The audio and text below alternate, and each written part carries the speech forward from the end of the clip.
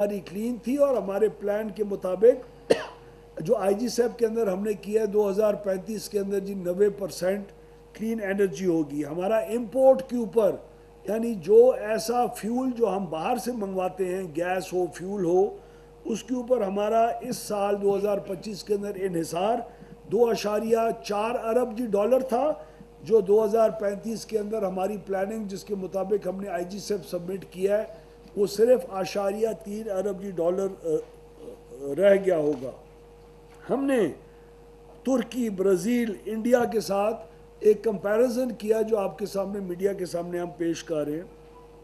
इस वक्त जी तुर्की में रिन्यूएबल एनर्जी से पैदा होने वाली पावर सिर्फ 57% उसका शेयर है, पाकिस्तान के अंदर भी 57% शेयर है।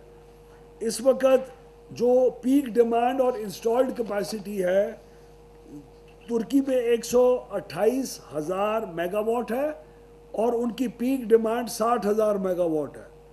फिर भी इंस्टॉल्ड कैपेसिटी कहीं ज़्यादा है। पाकिस्तान की इस वक्त 58,000 मेगावाट इंस्टॉल्ड कैपेसिटी है।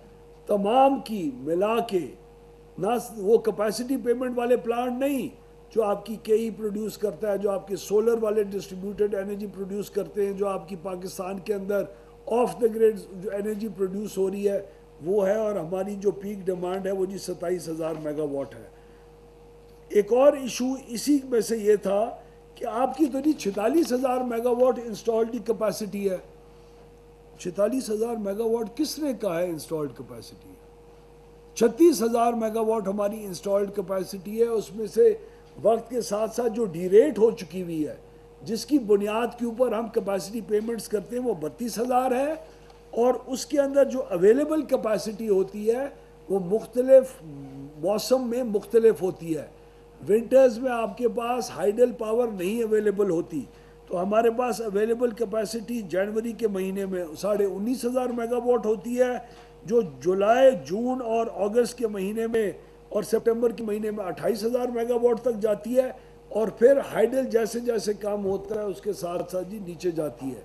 हमारी इस वक्त पाकिस्तान के अंदर जो और हमने बिजली ख़रीदनी है, उन्होंने कहा अगर तुम्हारे पास पहली सरप्लस बिजली है तो अगले 7-8 साल की प्लानिंग के अंदर इतने हज़ार मेगावाट एक्स्ट्रा तुम बिजली क्यों ले रहे हो?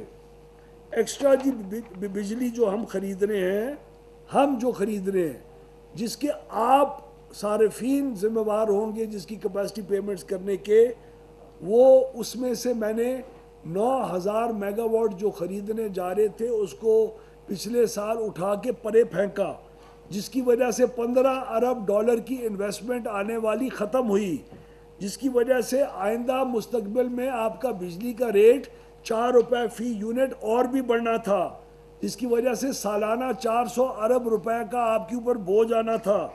ये सारा उठा के हमने बाहर फेंका और ये नहीं ख़रीदी। अब ख़रीदने क्या जा रहे हैं?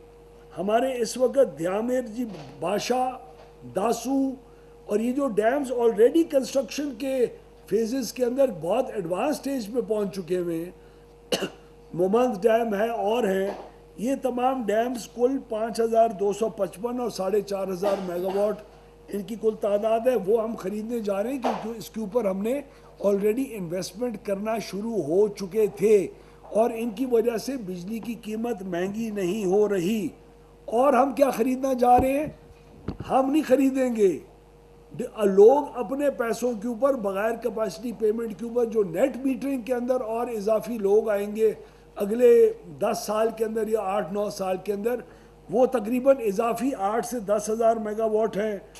1200 जी मेगावाट का हमने एक जी चश्मा का न्यूक्लियर प्लांट है जो बहुत एडवांस स्टेज के ऊपर है, वो ख़रीदने जा रहे हैं। इसके अलावा और हम क्या ख़रीदने जा रहे हैं? हमने ये 1200 मेगावाट जो है वो हम ख़रीदने जा रहे हैं। इसके अलावा और हम क्या ख़रीदने जा रहे हैं? और ये जो हम लोग इन्वेस्टमेंट्स करने जा रहे हैं इनके ऊपर ऑलरेडी इन्वेस्टमेंट शुरू हो चुकी थी। और ध्यामिर भाषा आपकी वाटर सिक्योरिटी के लिए बहुत ज़रूरी है। और ध्यामिर भाषा की बिजली जब आएगी 2034-35 के अंदर, तो वो आपके टैरिफ के अंदर इजाफा नहीं लेके आएगी, क्योंकि उसकी ट्रांसमिशन लाइन का एक्स्ट्रा जो खर्चा है जो 3 अरब US डॉलर का है, वो हुकूमत खुद से अदा करेगी और कंज्यूमर के ऊपर बोझ उसका नहीं आने देगी। इसलिए हमारी इंटीग्रेटेड एनर्जी की जो प्लानिंग है, जो हमने सारी अपनी पावर सेक्टर की आईजी सेप के अंदर हमने दाखिल की, उसके अंदर 26,000 मेगावाट नहीं है भाई, उसके अंदर कुल कोई 9,000 जी मेगावाट हाइडल है, 1200 आपका जी न्यूक्लियर है, और कुछ विंड के प्लांट्स हैं जो ऑप्टिमाइज हो रहे हैं, जिसकी वजह से बिजली की कीमत कम होगी। वो तकरीबन 1,600 मेगावाट है और कंपेटिटिव मार्केट का तकरीबन 3,000 मेगावाट है।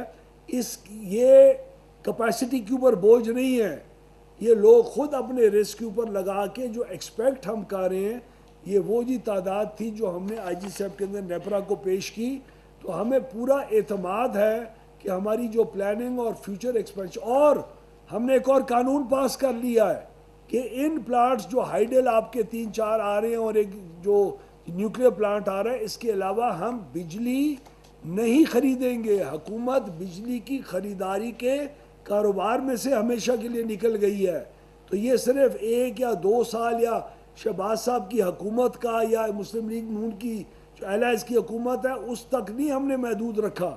हमने मुस्तकबिल के अंदर हमेशा के लिए इस इशू जो बिजली की ख़रीदारी महंगी हुआ करती थी, कौन सा प्लांट लें, कौन सी टेक्नोलॉजी का लें, क्यों लें, ज़रूरत होगी भी सही कि नहीं, अगर ज़रूरत ना हो बाद में डिमांड ना बढ़े तो उसका बोझ कंज्यूमर के ऊपर आए, हमने इस पूरे जंजाल में से मुल्क को हमेशा के लिए 2 सालों के अंदर निकाल के कानूनी तौर के ऊपर कंपेटिटिव मार्केट्स को अनाउंस करके, सी मॉड को अनाउंस करके और हमने डिक्लेयर करके इन प्ले ले आए हैं। आखिरी बात जो बार बार की जाती है, बार बार, कि जी सोलर के ख़िलाफ़ है ये हुकूमत। अरे भाई 2017-18 में हमारी जमात की हुकूमत थी, उसके बाद अब हमारी हुकूमत है। उस जमात की हुकूमत ने नेट मीटरिंग और सोलराइजेशन की पॉलिसी को इंट्रोड्यूस किया। आज भी सोलर उसी रफ्तार से मुल्क के अंदर बढ़ता जा रहा है। तकरीबन एक मोहतात अंदाजे के मुताबिक ग्रिड के ऊपर और ग्रिड के पीछे बाहर 50,000 मेगावाट सोलर का लोग बेचारे अपनी इन्वेस्टमेंट करके खुद लगा चुके हैं। हुकूमत ने कोई उनको एडवांटेज नहीं दिया, कोई बग़ैर सूद के कर्जे नहीं दिए, कोई मुफ्त की ग्रांटें नहीं दी। लोगों ने लगाया, सोलराइजेशन को हमने फ़रोग दिया, उसकी इंपोर्ट के ऊपर ड्यूटीज़ को कम रखा, उनके मामलात को तय करके रखा, और अल्हम्दुलिल्लाह पाकिस्तान दुनिया में आज माना जाता है जी सोलराइजेशन का। हमने जो नेट मीटरिंग के अंदर चेंज की, हमने जी नेपरा को एप्लीकेशन दी, जो उन्होंने 25 किलोवाट से नीचे वाले का जी इजाज़त अपने पास दी थी, हमने एप्लीकेशन डाली, उसको हमने रिवर्स करवाया। आपकी जो बैटरीज के सिस्टम्स हैं वो अब इंशाल्लाह मुस्तकबिल के अंदर इसके अंदर आएंगे, जो सोलराइजेशन को और भी एडवांटेज देंगे। हमारे तो मोहतात अंदाजे के मुताबिक अगले 10 साल के अंदर 8,000 मेगावाट की जो नेट मीटरिंग है इसने बढ़ के तकरीबन 20,000 मेगावाट पे जाना है, और उसी रफ्तार से बढ़ती जा रही है। जब नेट मीटरिंग की पॉलिसी चेंज भी हुई है, उसके बाद भी एप्लीकेशंस की तादाद तो हमारे पास कम नहीं हुई, वो तो और भी बढ़ती जा रही है, क्योंकि आज भी उसके अंदर इन्वेस्ट करना एक बहुत ही प्रॉफिटेबल और सही मामला है। एक और चीज़ मैं आखिरी जो आपके सामने रखना चाहूँगा वो ये है कि हमारा कंज्यूमर का जो इंटरेस्ट है और कस्टमर केयर है वो बहुत एक अहम चीज़ है हमारे लिए। हम आज मुकम्मल तौर के ऊपर उसके अंदर शायद सक्सीड ना किया हो हमने, लेकिन बहुत हद तक हमारे सिस्टम्स के अंदर, और जिस वक्त कोई ख़राबी आती है और जितनी देर में वो ठीक होती है उसका एक वो टाइम होता है जो हमें नेपरा देता है। अगर ट्रांसफार्मर ख़राब हो गया तो इसको इतने घंटे में ठीक होना चाहिए, अगर मीटर ख़राब हो गया तो इतने घंटे में ठीक होना चाहिए। वो नहीं होता, उतने देर में ठीक नहीं होता। उसके लिए कौन सुनता है, कौन कंप्लेंट रजिस्टर करता है, कंप्लेंट का वक्त कौन नोट किया करता था। याद है आपको हमारे बिलों के ऊपर एक एक्सीएन और एसडीओ का नंबर आता था जो कभी कोई उठाता नहीं था। आज आप अपने बिल उठा के देखें, किसी बिल के ऊपर एक्सीएन या एसडीओ किसी साहब बहादुर अफसर का नंबर नहीं होगा, उसके ऊपर 118 का नंबर होता है कि आपकी जो भी कंप्लेंट है वहाँ करें। इन कंप्लेंट्स की जो तादाद है उस जब से सिस्टम ने हमने ये इंट्रोड्यूस किया और उसका बाकायदा मॉनिटरिंग हो रही है।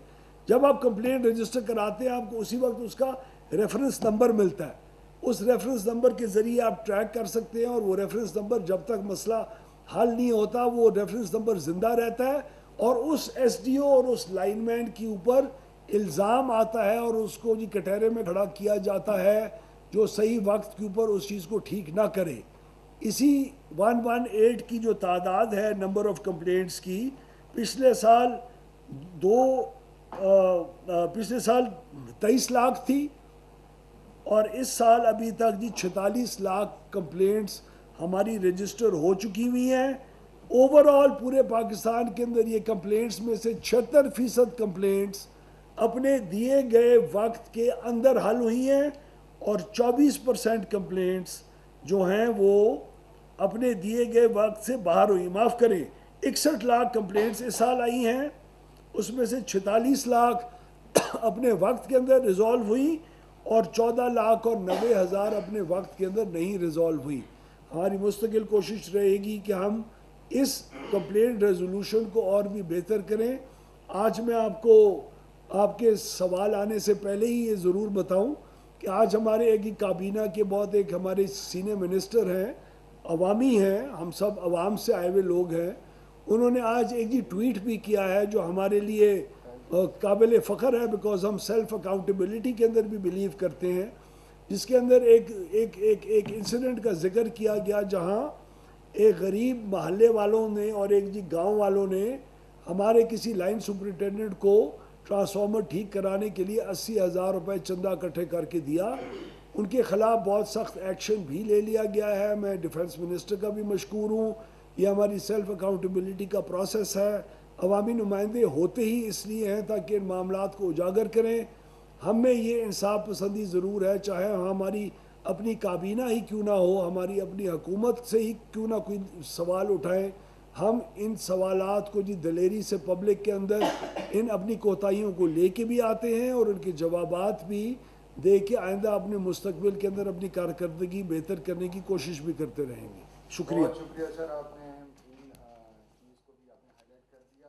दो तीन चीज़ें सर आपसे पूछना चाहेंगे कि सर्कुलर डेट के हवाले से ज़रा बताइएगा कि क्या कोई अपडेट है, और ये फिक्स टैक्स जो लगे हैं, यकीन माने कि उससे हम सब जो यहाँ पर बैठे हैं जिनके पास सूरत नहीं है उन सब के बिलों में बड़ा इजाफा हुआ है। तो ये चीज़ें, और आगे बजट भी आने वाला है, तो कोई नया टैक्स तो नहीं इसमें बिजली के बिलों में लगेगा? नहीं, हमारे जो बिजली के बिलों के जो टैक्सेस हैं जो हमारी कंजम्पशन की बेसिस के ऊपर आते हैं, उसके ऊपर जितने भी परसेंट का टैक्स लगता है उसमें इजाफे की इस वक्त तक कोई तजवीज़ नहीं है। फ़िक्स जो चार्जेस हैं वो आपको जो हमने मुख्तलिफ यूनिट की कंजम्पशन वाले स्लैब्स के ऊपर लगाए हैं, फ़िक्स्ड हमारा जो बिल का हिस्सा है वो तकरीबन 75% कैपेसिटी पेमेंट है, 25% एनर्जी है।